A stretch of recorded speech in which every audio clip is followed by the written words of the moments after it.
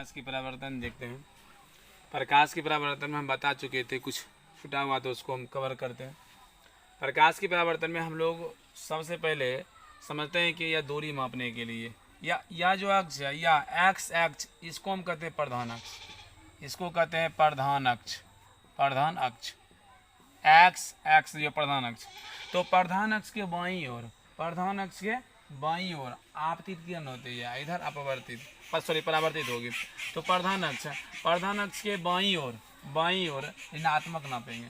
प्रधान अक्ष की दूरी प्रधान अक्ष की बाईं ओर ऋणात्मक होगी और दाईं ओर धनात्मक होगी। और एक बात और कि यह जो प्रधान अक्ष है, तो प्रधान अक्ष के ऊपर धनात्मक होगी और प्रधान अक्ष के नीचे ऋणात्मक होगी। तो हम लोग समझते हैं यहाँ यह जो दर्पण हुआ, यह दर्पण हुई अवतल दर्पण, एम दर्पण। और अवतल दर्पण हम पढ़ा चुके हैं यहाँ पे। यह जो दर्पण एम है, यह जो है यह दर्पण, तो यह जो ऊपर जो रजतित किया हुआ है इस सिल्वर ब्रोमाइड से, यानी AgBr सिल्वर ब्रोमाइड से यह पेंट की हुई है। उसके बाद यह प्रधान अक्ष हुई, यह प्रधान अक्ष, इसको कहते हैं मूल बिंदु यानी P। और यहाँ अगर F, ई हुई F और यह हुआ C यानी वक्रता केंद्र। अगर मान लीजिए यहाँ हम कोई वस्तु रखते हैं, तो यहाँ से यहाँ तक की दूरी कहलाएगी U। यहाँ से यहाँ तक दूरी कहलाएगी U। और यहाँ से यहाँ तक की दूरी कहलाएगी त्रिज्या यानी वक्रता त्रिज्या यानी R। और यहाँ से यहाँ तक दूरी कहलाएगी F यानी फोकस दूरी। अगर प्रतिबिंब यहाँ बन रही है, तो अगर आई इमेज यहाँ बन रही है, तो यहाँ से यहाँ तक जो दूरी कहलाएगी वह कहलाएगी V। तो मेरा कहने का अर्थ यह कि आप कोई भी दूरी होगी तो वह दूरी जो होगी वह मूल बिंदु से ही मापेंगे, यानी ध्रुव से ही मापेंगे। तो यहाँ देखिए कि वस्तु दूरी U और त्रिज्या R और F फोकस दूरी होती है और प्रतिबिंब दूरी V।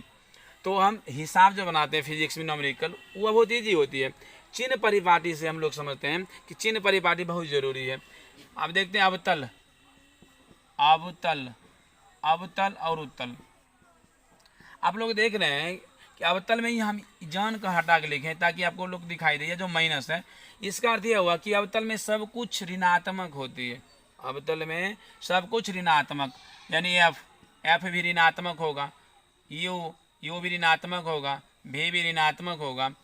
और उत्तल में अगर नहीं कुछ देख रहे हैं इसमें, तो हम प्लस, ये चिन्ह इसीलिए बार बार इंगित कर रहे हैं कि इसका अर्थ हुआ माइनस, क्योंकि माइनस लिखते तो माइनस इसी तरह लिखते हैं।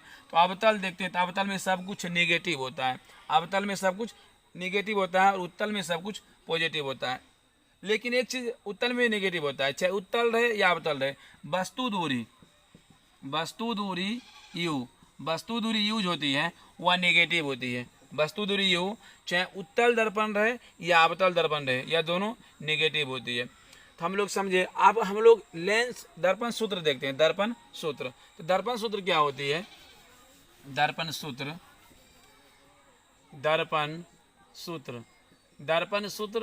1/V + 1/U बराबर 1/F।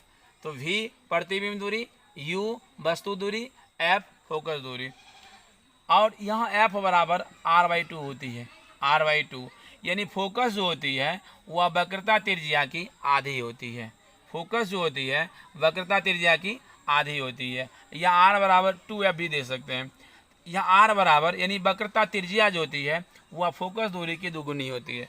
वक्रता त्रिज्या फोकस दूरी की दुगुनी होती है। तो यहाँ जो यह जो दर्पण सूत्र हुई, यह दर्पण सूत्र, इसमें अगर हम लोग F का मान रखते हैं 1/V + 1/U बराबर 1/F।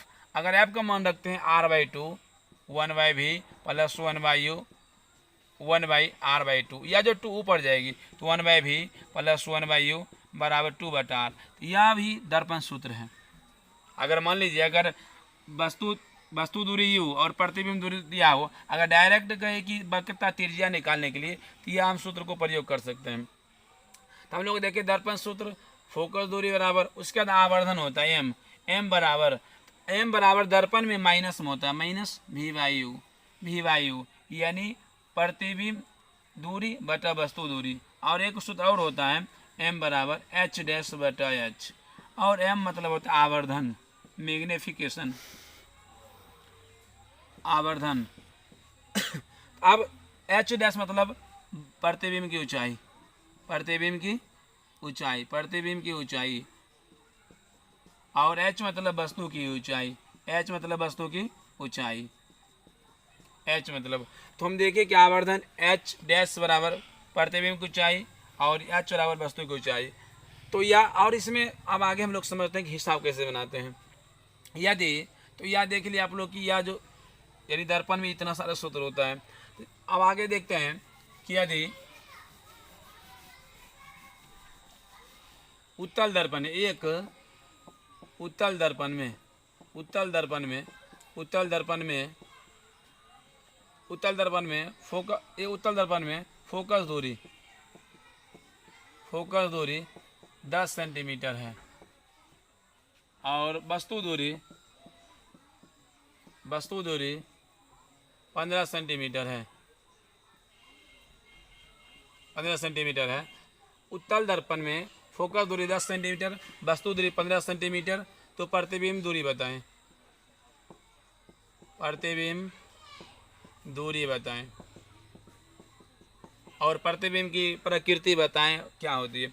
हम लोग सबसे पहले देखेंगे कि सबसे पहले इसमें कौन दर्पण है, उत्तल दर्पण है। तो लिखेंगे प्रश्न से। सबसे पहले यहाँ हम लोग दर्पण को समझना होगा, क्योंकि उत्तल दर्पण में जो भी है, चाहे फोकस दूरी हो चाहे वस्तु दूरी हो, सबको समझना होगा। उत्तल दर्पण में फोकस दूरी 10 है, यानी एफ बराबर 10। हम प्लस इसीलिए लिखते हैं, उत्तल दर्पण में पॉजिटिव होता है, एफ बराबर 10। अब वस्तु दूरी हम बतलाए थे कि वस्तु दूरी चाहे कोनो दर्पण हो उसमें माइनस ऋणात्मक होता है, वस्तु दूरी तो -15। और हम लोग कह रहे हैं प्रतिबिंब दूरी वी बराबर हुआ 8। लिखेंगे सूत्र से 1/v प्लस 1/u 1/f। तो 1/v, तो 1/v तो हमको निकालना है, इधर प्लस में इधर जाएगा माइनस में, 1/f माइनस 1/u। तो हम इसका मान रखते हैं। तो 1/f यानी 10 माइनस, अब देखिए यहाँ भी चिन्ह है, तो 1 मतलब 1/-15, तो दोनों घेर दिए 1/v। तो 1/v बराबर 1/10 माइनस माइनस प्लस 1/10 और 1/15। अब दोनों को हम लोग एलसीएम लेंगे, एलसीएम 30 होता है। तो 10 × 30, 15 दूना 30। तो 1/v प्लस 5 प्लस 30, 30 गुना कर देंगे। तो 5v बराबर 30 और v बराबर 30/5, यानी v का मान आ गया 6। यानी प्रतिबिंब जो बन रहा है, तो प्रतिबिंब पॉजिटिव आया, तो इसका मतलब है कि प्रतिबिंब दर्पण के दाईं ओर बनेगा और प्रतिबिंब आभासी बनेगा, प्रतिबिंब आभासी और सीधा बनेगा। चलिए आप